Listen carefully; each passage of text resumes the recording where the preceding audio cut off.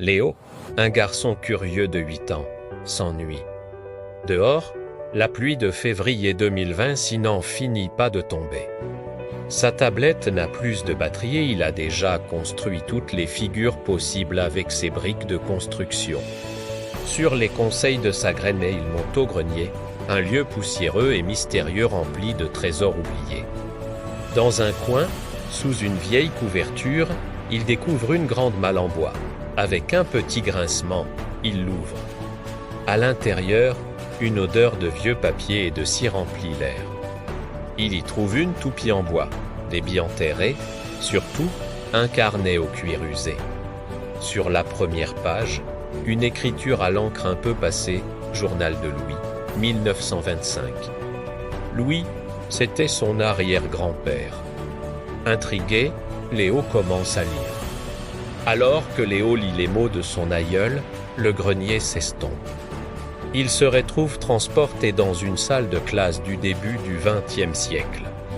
C'est la classe de Louis, qui a aussi 8 ans. L'ambiance est très différente de son école. Les tables sont en bois sombre, avec un trou pour l'encrier. Un grand poêle à bois ronronne dans un coin pour chauffer la pièce. Les garçons sont d'un côté, les filles de l'autre.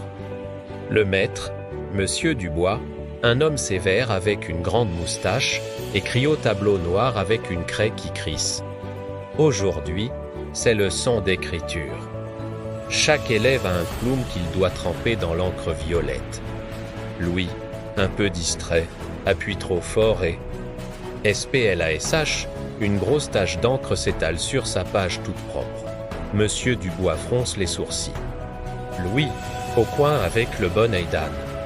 Louis, tout penaud, doit porter un chapeau pointu en papier et rester debout dans le coin. Léo, qui observe la scène, n'en croit pas ses yeux. Dans son école, on utilise des stylos effaçables et des tablettes. Cette première école n'était pas pour tout le monde et ne durait pas longtemps.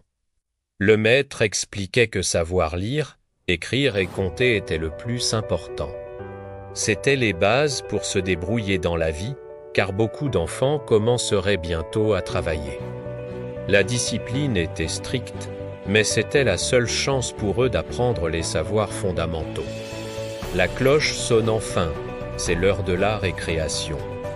Dans la cour de l'école, pas d'écran ni de jeux vidéo. Les enfants se précipitent dehors avec une énergie débordante. Léo observe Louis et ses amis. Leur imagination est leur meilleur jouet.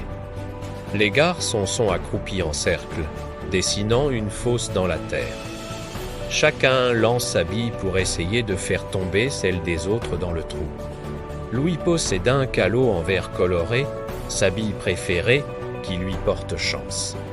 Avec une ficelle enroulée savamment, Louis lance sa toupie en bois qui se met à danser sur le sol. Le but est que sa toupie tourne plus longtemps que celle de son ami Pierre.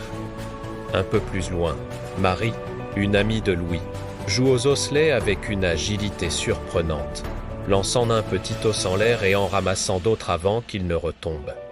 D'autres filles font rouler de grands cerceaux en bois avec un bâton, courant à travers toute la cour sans jamais le faire tomber. Léo, de retour dans son grenier, regarde la petite toupie en bois qu'il a trouvée dans la malle. Ces jeux, si simples, semblaient tellement amusants. Il n'y avait pas de règles compliquées ni de manettes, juste de l'adresse, des rires et des défis entre amis. Le journal de Louis parle ensuite de son grand frère, Jean, qui a 12 ans. Pour Jean, l'école est déjà finie. Il est maintenant apprenti chez le maire du village, Monsieur Bernard. La scène change et Léo se retrouve devant la forge. La chaleur est intense, le bruit du marteau qui frappe le métal en fusion est assourdissant.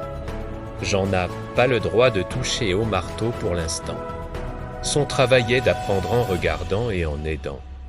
Il active l'énorme soufflet pour attiser le feu, passe les outils au maître et balaie l'atelier. C'est un travail difficile et salissant, ses mains sont déjà colleuses. Mais dans ses yeux, on voit une grande fierté.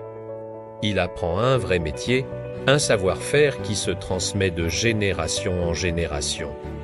Son rêve est de forger, un jour, son premier fer à cheval. Léo comprend alors qu'être un enfant autrefois, ce n'était pas seulement aller à l'école et jouer. Très tôt, on apprenait le sens du travail et des responsabilités. C'était une autre façon de grandir, en devenant utile à sa famille et à sa communauté. Léo referme doucement le journal. Le soleil a percé les nuages et un arc-en-ciel s'étire dans le ciel. Son voyage dans le passé est terminé. Il descend du grenier, non pas pour chercher sa tablette, mais avec la toupie en bois et les billes à la main. Il trouve son greu dans le salon. « Papy, dit Léo, les yeux brillants, que tu peux m'apprendre à jouer à la toupie, comme le faisait ton papa. » Le grand-père, ému, sourit. Il prend la vieille toupie et la ficelle, et dans le jardin, il montra son pif les gestes d'autrefois. La toupie se met à danser, comme par magie, entre le passé et le présent. Léo a découvert que la vie de son arrière-grand-père, sans technologie ni confort moderne, était remplie d'aventures, de défis et de joies simples.